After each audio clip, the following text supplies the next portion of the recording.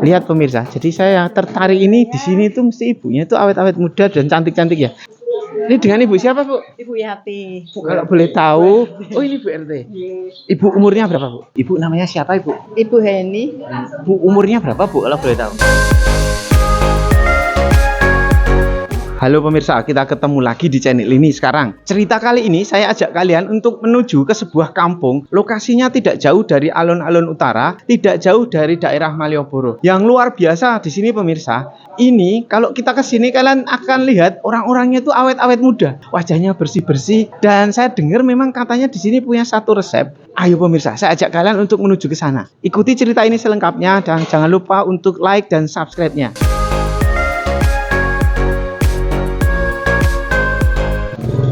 Nah pemirsa, ini kita diajak kemana lagi nih pemirsa? Yang jelas kampungnya itu bersih pemirsa di sini. Ini lokasinya tidak jauh dari alun-alun utara, tidak jauh dari Malioboro ya. Masuk ke kampung-kampung itu kalian akan ketemu dengan situasi masyarakat kota yang seperti ini, kondisinya masih Jogja banget ya. Keren pemirsa, keren ini, bersih di sini. Banyak sekali rumah-rumah yang masih asri alami ya. Ini bahkan di tengahnya itu ada joglo kayak gini.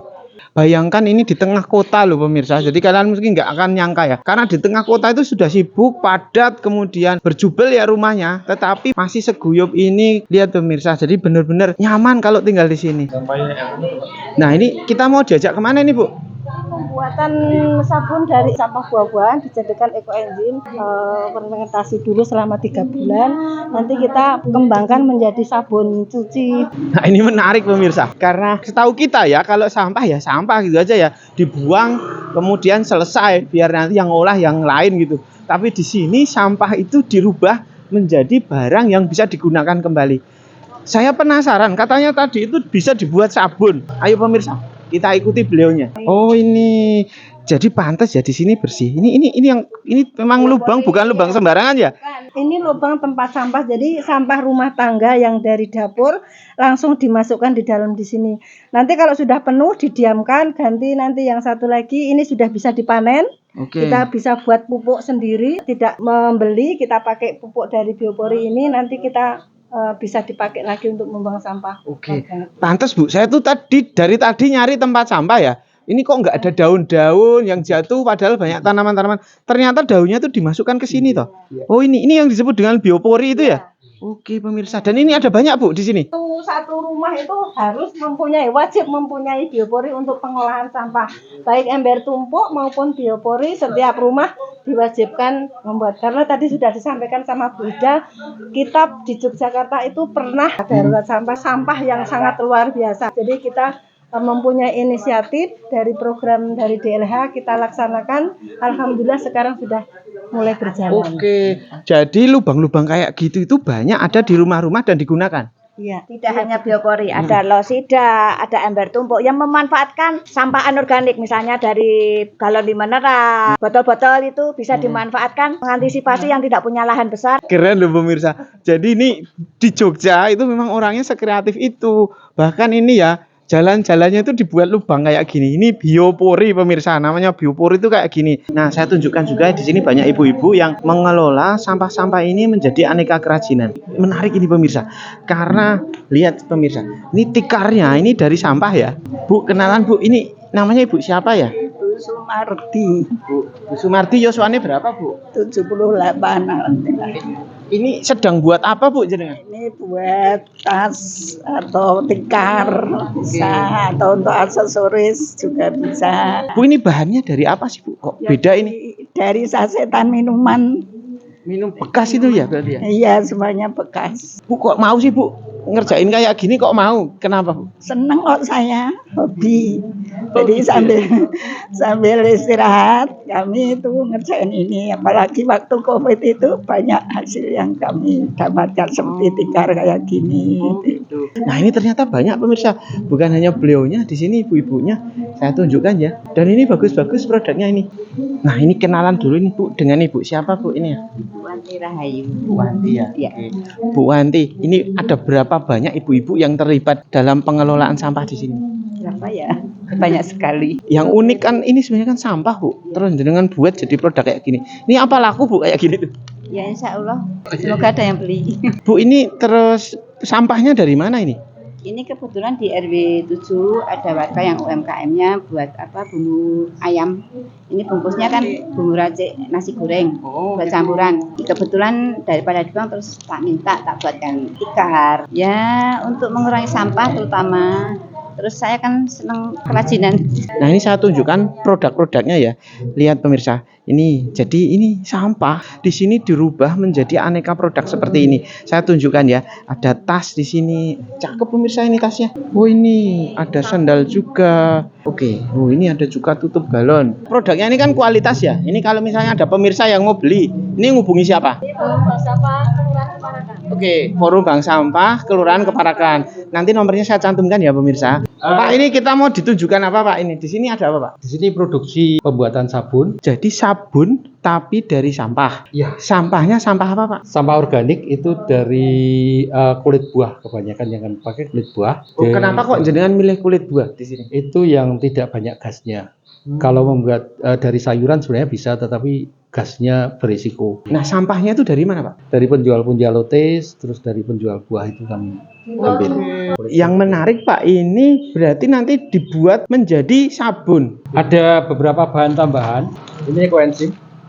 Yeah. Ini yang dari sampah itu tadi Pak ya? Sampah ya, dari fermentasi, kemudian penambah busa, Oke. kemudian gliserin untuk menjadikan cucian jadi lembut. Oh, ya. Kemudian yang utama surfaktannya yang disebut surfaktan itu ini namanya metil ester sulfanat. Ini bahan turunan dari kelapa sawit, minyak kelapa sawit. Sekali lagi ini dari sampah, kemudian dengan berbagai bahan tambahan. Nah, cara buatnya gimana Pak? Ya, ini air biasa Pak. pertama, air biasa aja. Ini 5 liter saja, dipanasi. Dimasukkan mes dulu yang dari kelapa sawit tadi. Ya, ini 1 kilo. 1 kilo. Ya, sambil diaduk. Nanti kalau sudah bening tidak perlu sampai mendidih, tetapi kalau sudah bening itu berarti sudah siap, sudah larut, sudah.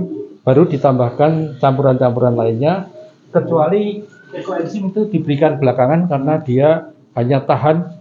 Ini kan probiotik ya, jadi hanya tahan di suhu 40 derajat. Oke.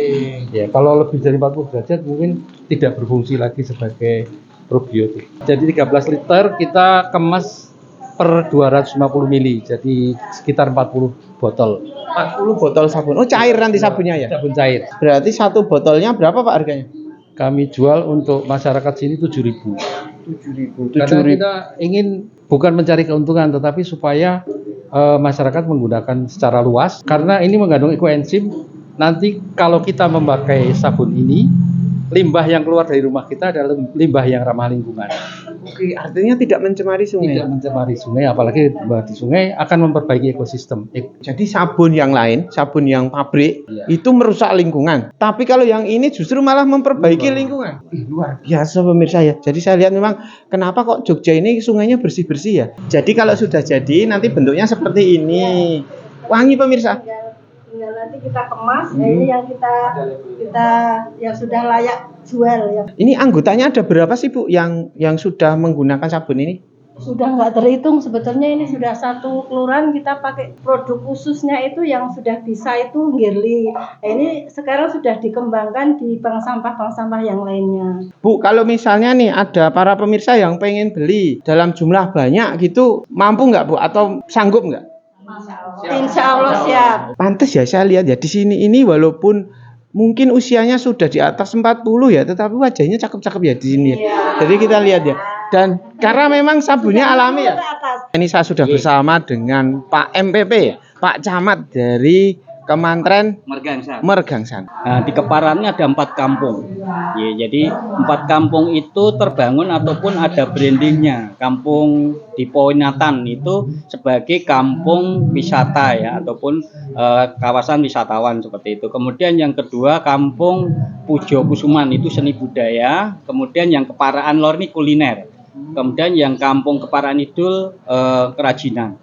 Kemudian yang fokusnya adalah di Keparaan Kidul juga ada kerajinan. Nah ini sisa-sisa dari sampah kulit dan lain sebagainya ini yang betul-betul keberadaan bank sampah ini bisa optimal untuk memilah-memilih, kita kelola, yang ada nilai ekonominya kita sendirikan atau kita daur ulang sampah sehingga akan menambah pendapatan dari masyarakat. Nah pemirsa, ini saya sudah bersama dengan Pak Lurah ini. Kita kenalan juga, Pak. Namanya siapa, Pak? Nama saya Yusuf Akbari, Pak.